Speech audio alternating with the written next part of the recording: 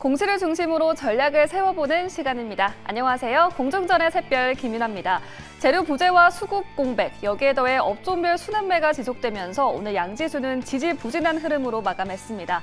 테마 안에서는 재건주만이 들썩였고 지정학적 리스크와 비트코인의 상승 여파로 이 관련주로 매수세가 몰렸습니다. 현재 4시에서 6시 사이 시간 외 단일가 매매에서 어떤 이슈와 특징이 있는지 알아보겠습니다. SK스퀘어가 1,000억 원 규모의 자기 주식 취득을 결정했습니다. 주주가치 재고 목적이라고 밝혔는데요. 취득 예상 기간은 11월 25일부터 내년 2월 24일입니다. 또한 주식 소각 공시도 함께 전했습니다. 소각 예정 금액은 약 900억 원이고 소각 예정일은 내년 1월 6일입니다. 한화 에어로스페이스가 싱가포르의 투자업 계열사의 주식을 약 6,400억 원에 추가 취득합니다. 이로써 지분율은 73%가 되는데요. 주식 취득의 목적은 대여금 출자 전환이라고 밝혔습니다. 취득 예정일은 26일입니다.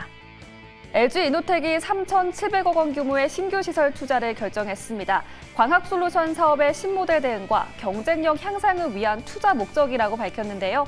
이는 자기 자본 대비 8%에 해당하는 금액이고 투자 기간은 오늘부터 내년 12월 31일까지입니다. 네, 이렇게 공시 다뤄봤습니다. 시간의 특징주 탑5 열어보겠습니다. 네, 한동안 부진했던 로봇주가 간만에 반등세를 나타냈습니다. 일론 머스크의 행보를 재료 삼아 메마른 수급에 불이 붙었는데요. 또한 트럼프 2기 행정부가 자율주행 규제를 완화할 것이라는 소식과 함께 로봇주로 수급이 확산되고 있습니다. 하이젠 RNM의 주가도 장기 바닥권에서 벗어나 가속도를 내고 있는데요. 현재 5% 가까운 오름세를 보이고 있습니다. 네, 지정학적 리스크에 따라 방산주와 재건주가 시소를 타고 있습니다. 푸틴 러시아 대통령이 트럼프 당선인과 우크라이나 휴전 협정을 논의할 것이라는 기대감이 작용하면서 정구장에서는 방산주가 급락을 보였습니다. 하지만 현재 시간 외에서는 흐름이 바뀌었는데요. 한일 단조는 정구장에서 6%대 급락하며 마감했지만 현재 저가 매수세가 유입되며 4% 가까운 빨간불을 켜내고 있습니다. 네, 반면에 재건주는 내림세를 보이고 있습니다. 정구장에서 25%라는 두 자릿수 강세 흐름을 보였던 남관토건이 현재는 차익 실현 매도 물량이 쏟아지며 5% 넘는 낙폭을 그리고 있습니다. 계속해서 낙폭을 확대하고 있는데요. 이 외에도 삼부토건, SY 등 재건주 전반에 파란불이 들어와 있습니다. 네, 그리고 펩트론의 하락세도 두드러지고 있습니다. 지난달 미국 제약사 일라일릴리와 플랫폼 기술 평가 계약 체결 소식이 알려지면서 주가가 오름세를 보였는데요. 최근 4거래의 연속 약세를 보이고 있습니다. 일부 바이오 종목들이 하락 커브를 그리는 점도 함께 체크해봐야 할 것 같습니다. 네, 마지막 특징주는 SK스퀘어입니다. 앞서 공시로 전해드렸는데요. 현재 상승하고 있습니다. 기업가치 재고 방안과 주주 환원 계획을 발표하며 현재 3% 넘는 오름권역 이어가고 있습니다. 네, 이렇게 시간 외에서 새롭게 올라온 이슈와 특징주까지 짚어봤습니다. 관련된 종목을 보유하고 계신 분들은 지금 바로 02-2000번에 4919로 신청해 주시면 자세한 상담 도와드리겠습니다. 지금까지 공중전의 김윤아였습니다. 네, 이렇게 시간의 특징주들 확인해봤습니다. 가장 먼저 밸류업 공시 나온 SK스퀘어 먼저 확인해 보도록 할게요.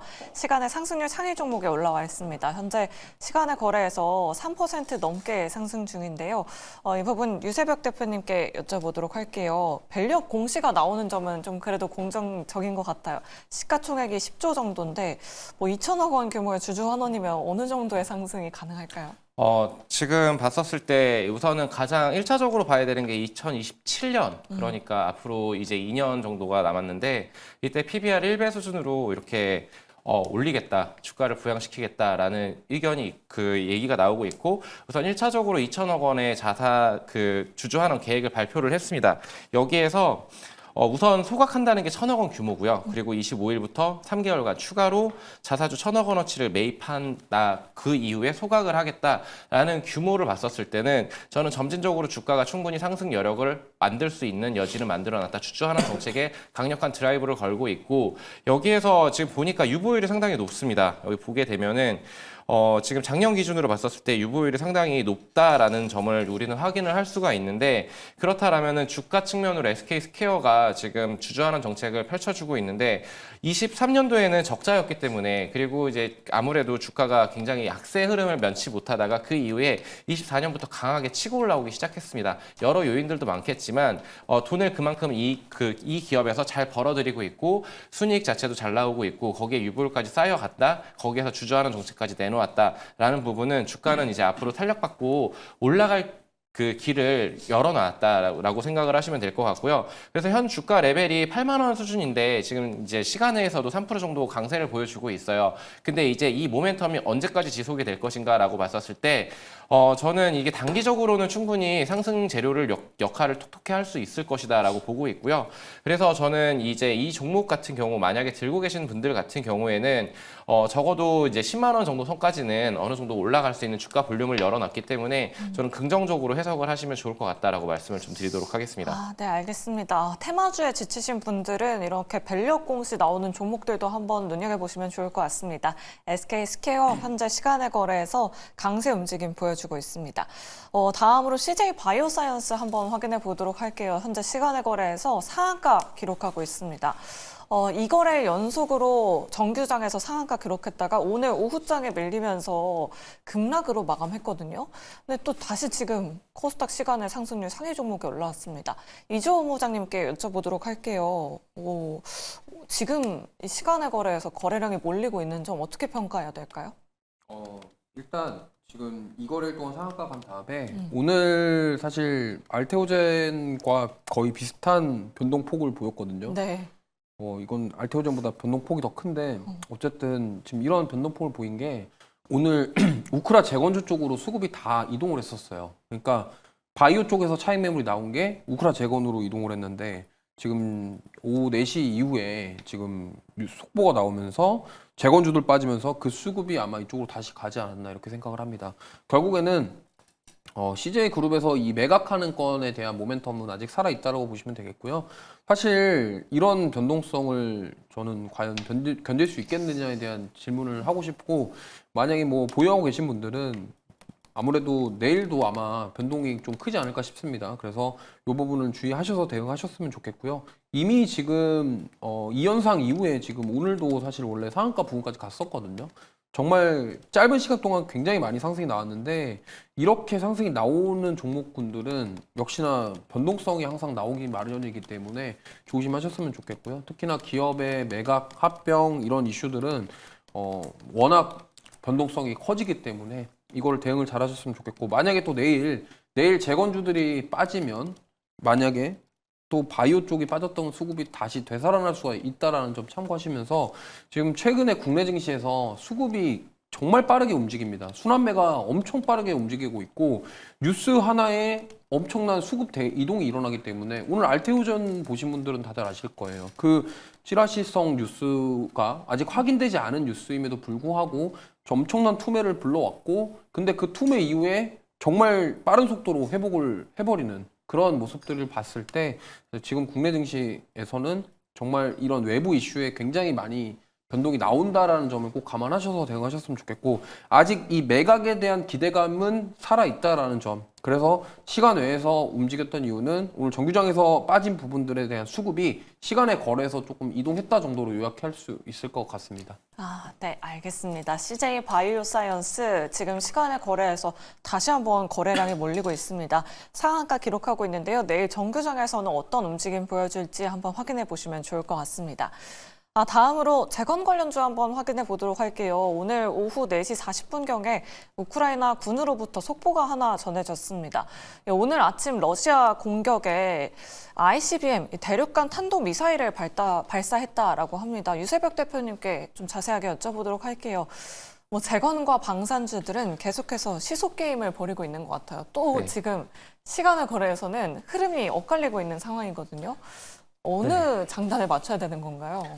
이거는 진짜 테마성 흐름이라고 보시면 될 것 같고요. 어저께 미국 시장을 지금 지켜보신 분들 같은 경우에는 이제 탄도미사일이라던가 미사일 발사를 했다라는 소식 속에서 굉장히 갑자기 급락을 하는 그런 흐름들을 연출을 해줬었는데 우리나라 증시는 좀 엇박을 타고 있는 것 같아요. 어느 장단에 맞춰야 될지 정말 알 수 없는 그런 흐름들을 펼쳐주고 있는데 근본적으로 말씀을 드렸을 때 결국에는 종전이 언제 될지 모르지만 종전은 될 거예요. 그렇지만 이제 우크라이나 재건 관련해서는 약간 좀 빠른 그런 전략이지 않을까라는 생각을 하지만 주가는 또 반대로 강합니다. 그렇다라면은 투자적인 관점이라기보다는 저는 트레이딩 관점으로 좀 접근을 하셨으면 좋겠다라고 말씀을 좀 드리고 싶고요.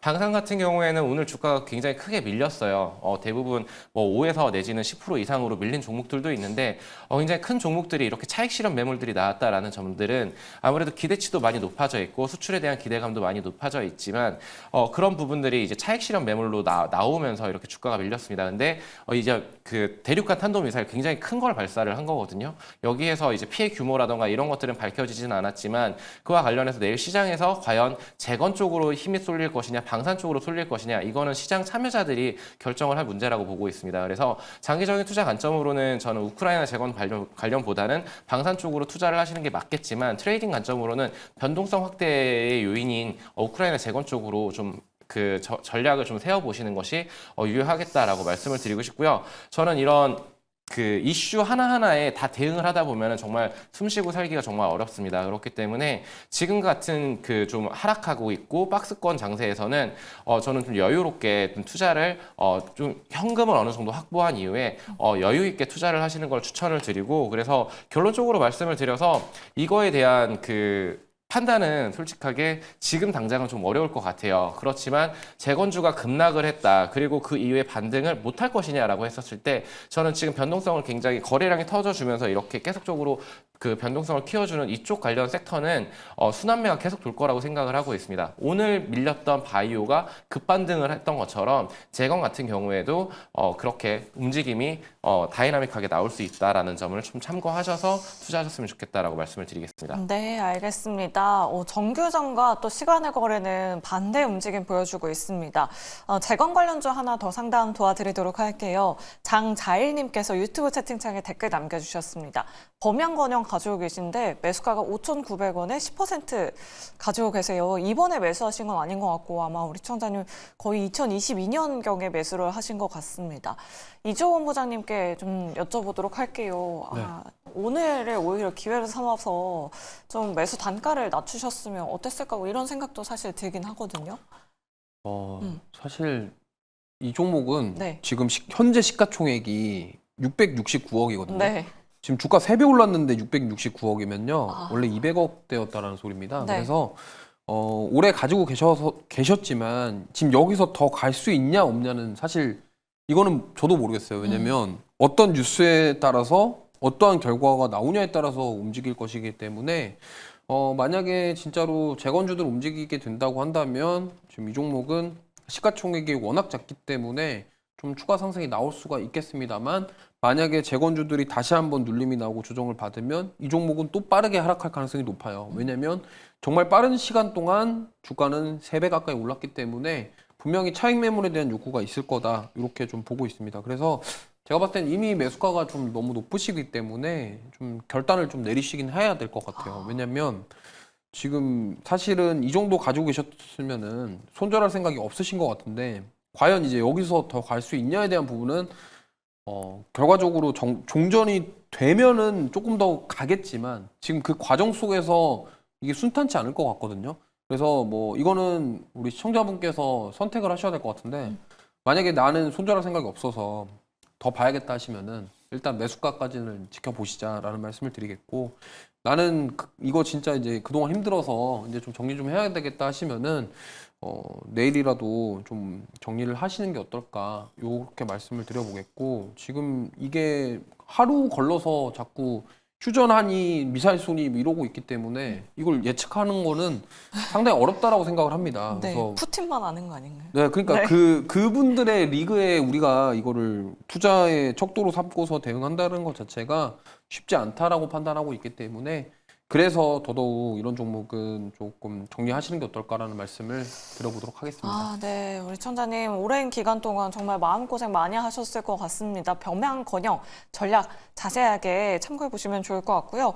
다음으로 4280번님의 상담 도와드려 보도록 할게요. 이분도 재건 관련주 갖고 계십니다. 한미글로벌인데요. 매수가가 19,500원에 비중은 10%입니다. 아, 그래도 우리 천자님은 다행히도 그래도 매수가랑 현재가랑 큰 차이는 없지만 지금 시간의 거래에서 한미글로벌이 3% 넘게 빠지고 있어서 아마 걱정되실 것 같아요. 유세백 대표님께 여쭤볼게요. 지금 홀딩해도 될까요? 라고 연락을 주셨는데 어떤 전략이 필요할까요?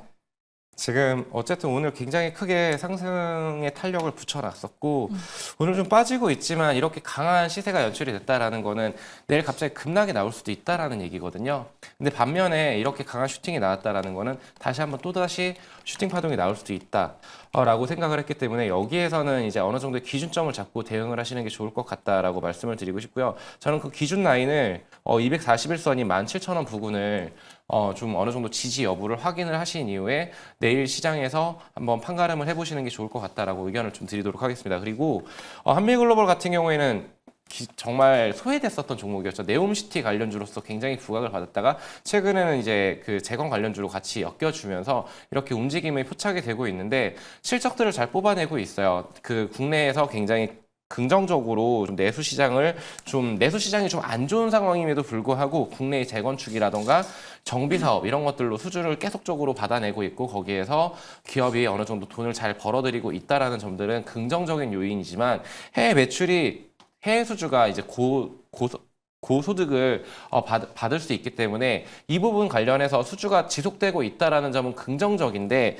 매출 비중을 보니까 지금 3분기 기준으로 금감원 공시에 나와 있는 걸로 봤었을 때 해외 비중이 굉장히 적습니다. 대략적으로 10에서 15% 정도밖에 비중이 안 된다. 이 비중을 점점 늘려나간다면은 이 지금 현재 주가가 아닌 과거에 48,000원까지 갔었던 여기까지는 가지는 못하겠지만 그래도 적어도 35,000원대 가격대까지는 갈 수 있는 종목이라고 말씀을 드리고 싶지만 지금 현재 테마로서 움직이고 있다라는 점 그리고 장기적인 하락 추세에서 드디어 오늘 돌파를 했다라는 점 그러면은 여기에서 17,000원 지지 여부를 확인한 이후에 추가적인 상승을 노려봐야 되지 않을까라고 말씀을 드리고 싶고요. 지금 19,500원 매수가인데 여기에서 이제 너무 많은 큰 욕심을 부리시기보다는 결국에는 손절을 어디다 잡을 것인지 그리고 내 목표가 뭐 10%인지 20%인지 익절 라인을 어느 정도로 잡을 것인지 타겟팅을 좀 잡으셔야 될 것 같고요. 저는 지금 단기간에 급등을 했기 때문에 지금 저는 19,200원이라는 가격대 정말 타이트하게 잡는다라고 했었을 때는 19,200원이라는 가격대가 무너진다라면 다시 급락이 나올 수도 있다. 근데 여기에서 좀 약간 한 일주일 정도 단기간에 트레이딩으로 접근을 하셨다 그러면 17,000원이라는 가격대 돌파가 된다라고 했었을 때는 저는 충분히 다시 한번 추가적인 상승 랠리도 기대를 해볼 수 있다. 근데 아까도 말씀을 드렸지만 아까 본부장님도 확실하게 얘기를 해주셨지만 우크라이나 관련해가지고는 지금 일희일비하고 있습니다. 어디가 튈지 정말 모르는 시장이기 때문에 이거는 정말 내일 그 거래량들과 그리고 이제 어느 정도 호가창을 보시면서 좀 대응을 빠르게 하셨으면 좋겠다라고 말씀을 드리겠습니다. 네, 알겠습니다. 시간의 거래에서 재건 관련주들 일제히 하락세 보여주고 있다는 점 우리 투자자분들 참고해 보시면 좋을 것 같고요. 전쟁 관련된 이슈들이 다시 한번 불거지면서 뭐 한일단조, 스페코 같은 종목들이 시간에서 상승으로 마감했습니다. 또 뭐 이 밖에도 흥구석유, 중앙에너비스 같은 석유 관련된 종목들까지 들썩거리고 있다는 점 참고해 보시면 좋을 것 같습니다. 다음으로 가상화폐 관련주도 한번 확인해 보도록 할게요. 시간의 거래에서 플레이그램이 큰 폭의 하락으로 마감했습니다. 지금 가상화폐 가격은 1,300만 원, 비트코인 가격이 1,300만 원을 넘어섰는데 우리 국내 증시에서는 좀 뜨뜻미지근한 것 같아요. 이 부분 이주호 본부장님께 여쭤보도록 할게요. 일단은 지금 뭐 우리 기술 투자를 비롯해서 가상화폐 관련주라고 불리는 종목군들이 비트코인에 비해서 힘을 못 내고 있죠. 근데 그 이유는 사실 뭐 여러 가지가 있겠습니다만 지금 일단 우리나라 국내 증시로 들어오는 자금 자체가 굉장히 적습니다. 지금 무슨 말이냐면 뭐 최근에 계속 뉴스 나오고 있지만 해외 주식에 투자하는 그 금액이 국내 주식 투자보다 더 커졌다라고 이미 추월을 했다라고 하더라고요. 그러니까요. 그럼 많은 분들이 지금 이미 우리나라 주식 시장을 떠나고 있고 그 중에서도 코인 시장으로 떠나고 뭐 이래저래 다 떠나다 보니까 사실 이 가상화폐 관련주 이제 그런 거잖아요. 뭐 원래는 과거에는 비트코인 1억 가면은 뭐 우리 기술 투자가 계속 달린다 이런 공식적인 그런 게 있었는데 암묵적인 지금은 어떤 거냐면 굳이 가상화폐 관련주를 우리나라 주식에서 사야 될까? 이런 네. 생각인 것 같아요. 네, 그러다 차라리 보니까 비트코인에서 네, 그렇죠. 네. 그렇게 하다 보니 직접 그냥 가상화폐 시장에 투자를 하거나 아니면은 미국에도 코인베이스부터 시작해서 거래소 관련 종목군들이 많아요. 그러다 보니까 우리나라에 굳이 이걸 투자를 해야 될까 이런 것 같고 오늘 사실 컴투스 홀딩스가 대장격 역할을 했거든요. 네. 근데 뭐 사실 워낙 지금 우리나라 지금 가상화폐 관련 종목군들이 좀 많이 빠진 부분이 있어서 좀 그렇긴 한데 제가 봤을 때는 아무래도 과거에 그 처음에 비트코인 상승 랠리 나올 때 우리나라 가상화폐 관련주들 움직였을 때의 시장 분위기와 지금과는 확연하게 차이가 납니다. 그러다 보니까 지금 상대적으로 좀 많이 못 오른다라고 보시면 되겠고 뭐 플레이그램 같은 경우는 이거는 시가총액이 너무 작아요. 작기 때문에 사실 오늘 뭐 시간에서 이런 움직임은 조금만 돈이 들어가도 보일 수 있다라는 점 참고하셨으면 좋겠고요. 사실 이 코인 관련해서는 우리 기술 투자가 사실 대장격 역할을 하고 있기 때문에 우리 기술 투자의 움직임을 좀 보시면 좋겠는데 이거 차트를 보면서 설명드릴게요. 이때 21년도에 이때 처음에 비트코인이 그때 7천만 원, 8천만 원 갔을 때거든요. 네. 이때 13,550원을 갔어요. 우리 기술 투자가. 그러고 나서 이제 요때 이제 저희 그 올해 1억 처음 갔을 때 네. 이제 그때 이제 갔다가 다시 지금 올라왔다가 또 빠졌거든요. 그래서 이때와의 차이점은 거래량만 보셔도 알 수 있습니다. 지금 보면은 거래량이 확연하게 차트상으로만 봐도 차이가 많이 나는 거 보이시죠? 그럼 이만큼 거래량이 들어왔다는 거는 21년도는 일단 유동성이 굉장히 풍부했습니다. 네. 뭐 우리나라뿐만이 아니라 세계적으로 유동성이 되게 풍부를 했고 거래 대금 자체가 좋았기 때문에 이러한 거의 뭐 6배 오르는 상승폭이 나온 거고요. 이때는 거래량 자체만 해도 좀 많이 줄었죠. 줄어든 상태에서 올랐다가 조정 나오고 다시 올라갔는데 막상 이제 많은 분들이 생각하기에는 에이 여기 말고 가자 네. 가상화폐 시장으로 이렇게 생각하시는 것 같아서 시세가 안 나온다. 하지만 뭐 계속적으로 지금 가상화폐가 계속적으로 상승이 나오면은 분명히 이거와 관련된 종목군들이 시세가 단기적으로 나올 수는 있다라고 생각을 하고 있습니다. 그래서 그 단기의 시세를 이용하실 분들은 투자를 해보셔도 저는 괜찮다라고 생각을 하고 있고요. 다른 흐름이 나오는 이유는 제가 봤을 때는 자금 거래 대금에 대한 문제인 것 같기 때문에 이 점 참고하시면서 대응해 보시면 좋을 것 같습니다. 아, 네, 알겠습니다. 제가 앞서서 비트코인 가격이 1,300만 원이다라고 이렇게 말씀드렸는데 지금 현재 비트코인 가격이 1억 3천만 원이다라는 거 정정 보도해 드리도록 하겠습니다. 이렇게 가상화폐 관련된 종목들에 대해서 좀 체크해 봤고요.